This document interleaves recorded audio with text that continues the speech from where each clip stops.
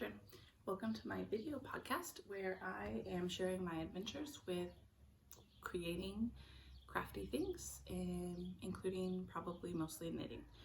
I live in the rural Midwest USA with my husband and my 2 daughters.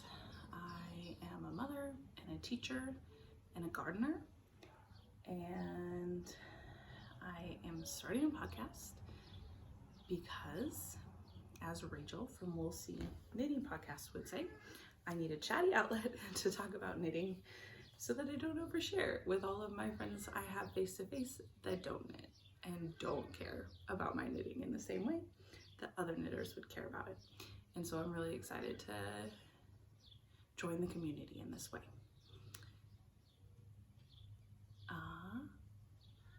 So I guess let's get started. Today I wanted to talk about a little bit about my knitting history, kind of like a baseline, or my creating history as a baseline for the podcast. I have some notes on my computer, so I'm going to be looking at those a lot. So here are some of the things that I thought were relevant to my making history. When I was a young preteen, probably when I first started doing crafty things. I don't have specific timelines for anything, but I know that at one point my aunt taught me to knit a dishcloth. My grandma taught me how to cross stitch. My mom did some sewing and taught me how to use a sewing machine and how to sew different things. We did, I think, one pattern together. Otherwise, it was kind of like a create and sew and make what you want mentality rather than a following a pattern experience. I did learn to crochet probably when I was 12 or 13, maybe even 14, from a book. I got a how to crochet book from my local craft store, which was Ben Franklin, when I was growing up, and I taught myself to crochet that way. I've since learned new techniques from YouTube and things like that. Same for knitting. I've learned a lot of different knitting techniques and sewing techniques from YouTube. So I'm really grown a lot as I've gotten older, and as YouTube has become a thing. I did really want to be able to use all of my different crafting things to be able to make garments for myself, but I have had a lot of trouble with sewing and stuff making garments to fit me. I think as a result, one of the crafts I've enjoyed the most has been crocheting, even though I haven't really made a garment with crocheting until this past year. So I really set out to crochet myself a sweater. I wanted it long. I have a long torso, so I wanted it to be long enough rather than a lot of box store sweaters were always too short for my preferences. And I wanted, I just had this mind of this super cozy sweater that I could just snuggle up on the couch in. So I set out to do that, and it didn't go very well.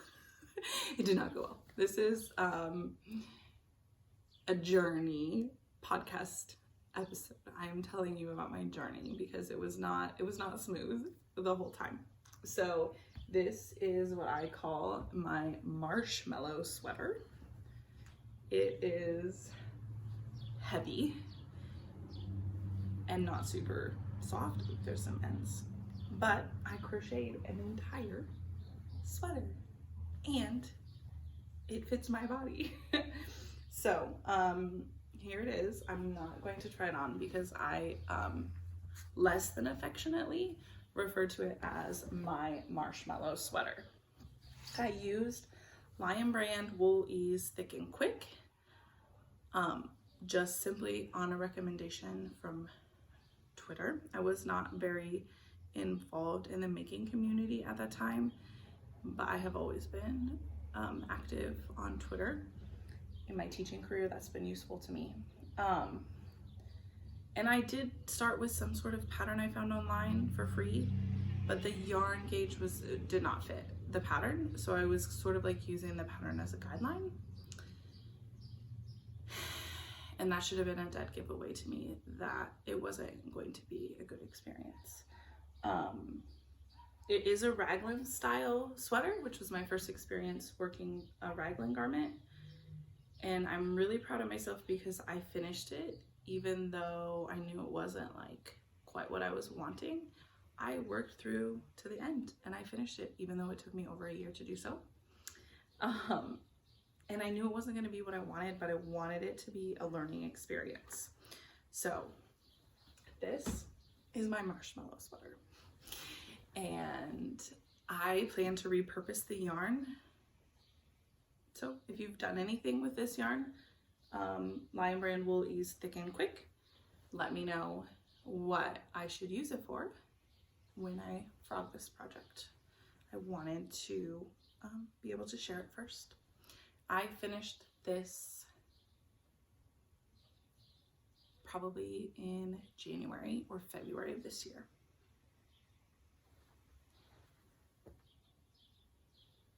I think so. Maybe last year. I think it was January or February of this year. Okay, so I was able to use that as a learning experience and I knew I wanted to keep learning. I had quite a stash of Red Heart acrylic yarn, and I had seen a video on YouTube step by step how to make a child sweater. I was like, perfect. It would call for worsted weight yarn, which I had lots of, and I have a child. I actually have 2 little girls. And I decided to follow this tutorial using my scraps of Red Heart yarn to make my daughter a sweater. And this is what came about. So I'm super excited. It's also a raglan sweater. The pattern is, or the video is by Kiki Crochet Patterns. And I'll have a link to, it's 2 videos. I'll have a link to the videos in the description box below. And it's called the Pearl Sweater because the designer added like some pearl detailing at the bottom of her sweater, but I chose not to do that because I was mostly focused on how to make the sweater structure. This was way better than anything I've ever made before. And I really thought that like the patterning came out pretty well and I was excited about that. It's a little bit short for my daughter and the sleeves are a little bit too long and the neckline is too big. But she loves it and wears it all of the time. And I mean, I can stick it in the washing machine and dryer because it's acrylic yarn. So that was super awesome. Then I had, and it was so fast to make. So I decided to make my baby one too. And this is what hers turned out like. Also, oops, that's the back. I can only tell because there's a little bit of a seam there. Turned out super great. I love how the striping turned out here with the collar and the sleeves and the ribbing and just how I use the colors. Same pattern, different size, and I felt like a pro. Like, look at me, crocheting sweaters. I was really thrilled with the way these came out. And so that was really encouraging to me, and I knew I wanted to continue learning to make garments. So somehow, probably from watching that video, Kiki Crochet video, so many times to find the right part, how to do what I needed to do next, I was getting suggestions on YouTube for knitting podcasts, and I fell in love with knitting podcasts. And I learned from those that there was like different weights of yarn, different fibers that yarn could be made from. I didn't know that before.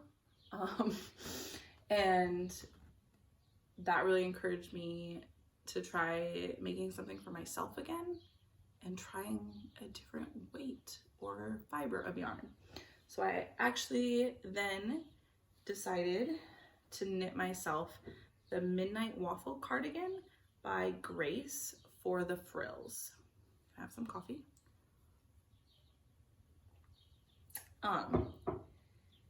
and I used Hobby tweed yarn. It is still a worsted weight, but it's sort of a thick and thin fiber. I expected it to be more of a sport weight than it was. I don't know why, because I'm still learning about weight, probably. I don't know much. And I did even swatch and block to see if I met gauge for the sweater. And then I washed it in the washing machine. Don't ask me why. Don't ask me why. So that was kind of a fail. But this sweater, I diligently tried to follow the pattern for myself. I tried to meet gauge, and it ended up fitting me, which is amazing. It is more of an oversized slouchy fit than I really wanted, and so I probably did not meet gauge, especially after blocking. But it's neat when you crochet this vertically, so like you start here and you crochet up and down all the way around the back, and then around the other side panel you stitch the tops together, and then you add the sleeves and the cuffs, and then go around and do the ribbing, the front ribbing, and the pockets. The bottom ribbing is worked at the same time as the rest of the garment. When I had made the body of it, I could tell that the space for the sleeve, I think it was like this much, was like way more than I wanted. So I did modify the sleeve of the pattern because I definitely did not want such an oversized fit. It's still more oversized actually than I prefer, but I do feel like it looks intentional and it looks like it is done correctly. Because of the waffle design, adding the pockets was like super easy to get them like what I feel like is square and symmetric. I feel like with a different type of pattern that might be harder, but I felt like it was really easy and quick. And I have a cardigan. Super warm, super comfy, super slouchy cardigan. I have no way of even knowing how much positive ease this would have, but a lot. I was also reminded of Ravelry and seeing that people were using it in a variety of different ways, and I do have a project page, very minimal project page for this item that I will link down below. So I am really pleased with my cardigan, but I still don't feel like I quite nailed it. So with that, I had still been watching a lot of knitting podcasts, and in the past, my preference has always been crocheting. I feel like I'm faster and I enjoy it more. I know how to fix my mistakes better. But I was watching a podcast, and I'm sorry, I don't remember who this was, but they said, like, there's so much slower of a crocheter than a knitter. And that was the first time that I ever thought, like, maybe it was because of my experience rather than reality. Like, rather than being a set fast rule that crocheting is faster and easier to fix mistakes and more entertaining, maybe it's just that was my experience. And if I worked at learning knitting, possibly I could become a faster knitter, learn how to fix my mistakes and enjoy the process and make something that was exactly what I wanted. And so I also heard a lot of people talking about their knitting and adjusting their gauge or adjusting the pattern. And like, I'm a mathy person, so all the math that is involved in knitting was really appealing to me. I did then restart knitting. I hadn't knitted in years, and I just picked up size 2 circular needles, I think 32 inches, with some knit pick sock yarn and some, I think, no, at first I got Patton's wool sock yarn, and I tried to knit myself a pair of socks. Well, I knit a sock. Size 2 needles are not the right size for socks. So I took that out and I used some knit picks yarn, and I knit my little girl's socks on those size 2 needles still, and I was able to make that work. And then I started knitting dishcloths, and I decided I'm up for it. It's time to knit my first garment. The reason I kind of drug my feet for a while is because I felt like in order to knit a garment, it would be really useful to have interchangeable needle sets, and that was a bit of an investment. So I did go ahead and buy the bullet and get some interchangeable needles to help me knit my first garment.